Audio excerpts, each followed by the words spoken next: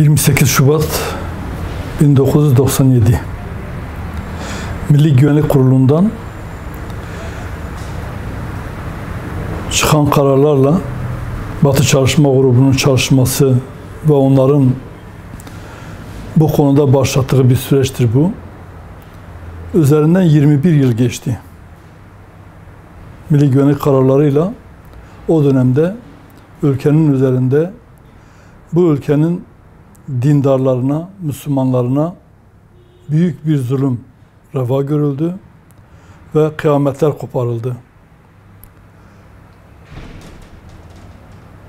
Gümüş yüzük takmanın suç olduğu, başörtüsü takmanın suç olduğu, İslami alamet ve farikaların kullanımının, Müslüman bir kişinin kendi şahsında İslam'ın emarelerini göstermesinin suç olarak telakki edildiği ve cezaya müstahak edildiği bir dönem. Ve o dönemin Kudretli Paşalarının söylediği bir söz vardı sık sık. 28 Şubat 1000 yıl sürecek. Evet, 28 Şubat postmodern bir darbeydi. Yani klasik askerlerin bugüne kadar yapmış olduğu klasik yönetime el koyma yönteminin dışında kendi varlığını hissettirerek siyasiler eliyle, yani yandaş olan siyasi partiler ve milletvekilleri, politikacıların yardımıyla, yine yandaş medyanın yardımıyla, yine kendi kontrolündeki sermayenin devreye konmasıyla, yine eğitim kurumlarında YÖK'ün başına atıldıkları rektörleri devreye koymayla topyekün bir mücadele dönemidir. İslam'la ve İslami yaşamla, İslami değerlerle. İşte o hengamede, o dönemde baktığımızda 28 Şubat darbesini gerçekleştirenler kendilerine o kadar eminlerdi ki hem bunun 1000 yıl süreceğini söylüyorlardı, hem de hiçbir alanda Müslümanlara hayat hakkı tanınmıyordu. Özel alan, kamusal alan saçmalığını öne attılar, ortaya attılar. Ve bunun üzerinden sadece özel alan olarak kişinin evinin içi bırakıldı. Bir Müslüman bayan evinin içinde tesettür takabilir ama sokakta dahi takamaz. Bu hale getirildi. O dönemi iyi anlamak lazım. O dönemi iyi anlamazsak ders ve ibret çıkaramayız ve aynı şekilde bu darbeciler bir daha bu süreçleri yaşatabilir. Evet, 28 Şubat belki 1000 yıl sürmedi ama o dönemin bıraktığı etkilere baktığımızda halen devam ediyor. O dönem kamudan, memuriyetten ihraç edilenlerin bir kısmı halen görevine dönemedi. O dönem okullarından uzaklaştırılan, tesettürlü olduğu için okullara alınmayan ve sonradan da devamsızlıktan kaydı silinen başörtülü bayanların bir kısmı memuriyet görevine başlayamadı. Niye? Çünkü yaş engeline takıldı.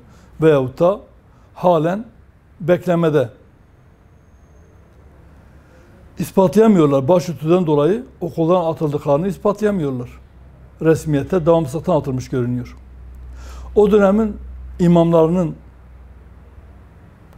siciline baktığımızda akideleri bozuk olduğu için görevden atıldığı söyleniyor. Yani İslami değerleri sahiplendiği için değil, akidesi bozuk diye görevden atıldığı görülüyor. Bunların bir kısmı halen başlayamadı. Ordudan, askeriyeden atılanlar aynı şekilde, ki en ağırlıklı olarak, yoğunluklu olarak o dönemdeki kendi hissettirdiği alan Türk Silahlı Kuvvetleri'ydi ve eğitim alanıydı. Daha sonra kamu memurluğu görevi yapan, kamu görevi yapan memurlardı. Şimdi bütün Süreç bu şekildeyken, o dönemin şartları bu şekildeyken, sonrası 28 Şubat sürecinde geriye doğru gidiş oldu. Yani süreci başlatanlar geri adım atmak zorunda kaldı. Başörtüsü yönetmeliklerde zorunlu olmaktan, başaçıklık zorunlu olmaktan çıkarıldı. Bu sebeple başı açık ibaresi yönetmelikten çıkarılınca kamu görevine başlayabildiler. Böyle şu ankiler adam başı örtülü çalışabiliyor, okuyabiliyor. Ama telafi edilmeyen yönleri de var. Ve halen 21 yıl geçmesine rağmen halen devam ediyor. O dönemde İslami camiye ve cemaatler hepsi terör örgütü kapsamına alınmıştı. Ve bu örgüt kapsamında değerlendiği için her cemaate de bir örgüt ismi verilmişti. Ya cemaatin yayın organı vasıtasıyla, ya sahip olduğu bir kitabevi ismiyle, ya kamuoyundaki bilinen halkın isimlendirdiği bir isimle, ama tümü örgüt kapsamına alınmıştı ve hepsi illegal terör örgütü olarak nitelendirildi. Mensupları, yöneticileri cezaevlerine atıldı ve o dönemde birçoğu müebbet hapis cezasına çarptırıldılar. Ağırlaştırılmış veyahut da normal müebbet hapis cezası alan bu insanların halen cezaevinde. 28 Şubat süreci dedi ki sadece bir anda, yani 28 Şubat 1997'de başlayan bir süreç tek değil. Önceden bir birikimle gelen ama 28 Şubat günü MGK bildirisiyle, MGK'nın kararıyla kendini ilan eden ve o kararlarla kendini deşifre eden bir süreçtir. Evveliyatı vardır. İşte bu evveliyatında da cami çalışmaları, gençlerin, çocukların dindarlaşması için çalışma yapan camiye ve cemaatlerin yapmış olduğu dernek çalışmaları, cami çalışmaları, vakıf çalışmaları, Kur'an kursu çalışmaları hepsi suç olarak telakki edildiği için o dönemden insanlar cezaevine atılmaya başlamıştı. O yargılamaya başlamıştı. 28 Şubat sürecinden sonrasında ise artık kararlar çıkmaya başladı. 28 Şubat yargısının, yargı ayağının vermiş olduğu kararlar halen devam ediyor. Yani 28 Şubat sadece askerin yapmış olduğu bir darbe değil. O açıdan 28 Şubat yargısının kararlarını da, o dönemin mahkeme kararlarını da 28 Şubat sürecinin içine dahil etmek gerekiyor. Bunun politikacı ayağı vardı. Bunun siyaset ayağı vardı. Bunun ekonomik ayağı vardı. Sermaye sahipleri, bunun medya ayağı vardı. Eğitim ayağı vardı. Ve her biri kendi alanında şey yapıyordu. Hatırlarsanız o dönem hakim ve savcılar briefing verilmişti 28 Şubatçılar tarafından ve bunlar askeriyeye gidip 28 Şubatçılardan aldığı o briefingi ayakta alkışlayarak katıldıklarını ilan etmişlerdi. İşte o hakim ve savcıların verdiği cezalar halen geçerli ve devam ediyor. Dolayısıyla bu cezaevindeki bu 28 Şubat mağduru olan bu insanlar, 28 Şubat yargısının zulmettiği bu insanlar cezaevinden çıkarılmadan 28 Şubat süreci bitmiş olmayacak. 28 Şubat sürecinin o zamanki aktörleriyle yüzleşilmeden, hesap sorulmadan 28 Şubat süreci bitmeyecek. Yani yargı ayağında görev alanların da şu an süren bir 28 Şubat davası var. O davaya dahil edilmesi lazım.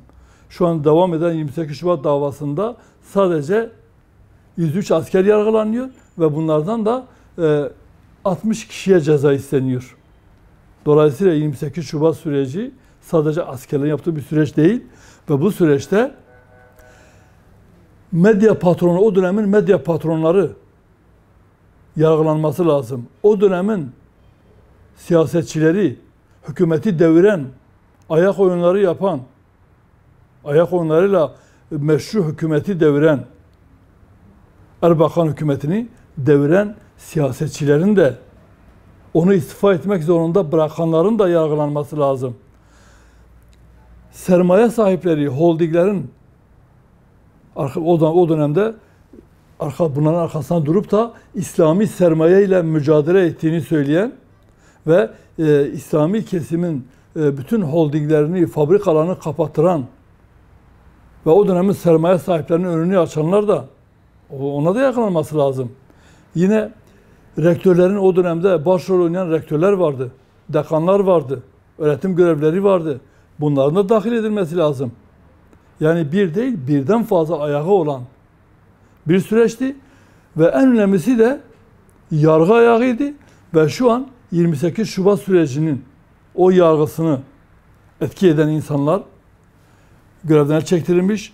28 Şubat sürecini yapanlarla o dönemdeki BÇG ve diğerleriyle mücadele ettiği söyleniyor. Kısmen de gelişmeler var ama o yargının cezaevine tıktığı insanlar halen cezaevinde. 28 Şubat sürecinden etkilenmeyen ve gayri resmi olarak destek veren ve daha sonra işte FETÖ diye şu an terör örgütü kapsamına alınan camianın da, o cemaatin insanları da o dönemde bu süreçte rol aldılar. Ve sonrasında iktidarı ve yargıyı ele geçiren bu insanlar da 28 Şubat zihniyetinin devamı olan, yani kendileri dışındaki bütün İslami camiaları tasfiyeyi düşündükleri için onlar da bunu devam ettirdiler. Dolayısıyla 28 Şubat yargısı ve FETÖ yargısı mağduru olan Müslümanlar cezaevinde bulunduğu müddetçe 28 Şubat bitmeyecek, bitemeyecek. O nedenle diyoruz ki 28 Şubat son 28 Şubat olsun ve 28 Şubat yargısının zulmü son bulsun. Tüm Müslüman mahkumlar serbest bırakılsın.